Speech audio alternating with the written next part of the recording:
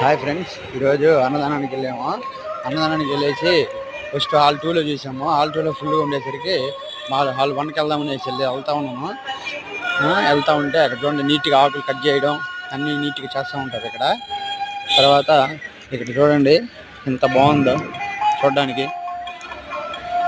కింద కానీ గడ్డి కానీ చెట్లు మంచిగా అప్పుడు వాటర్ పట్టి నీట్గా క్లీన్ చేస్తూ ఉంటారు ఎప్పటికప్పుడు. చూడండి, ఇది మొత్తం అన్నదానానికి సంబంధించింది. మొత్తం అన్నదానం ఇది.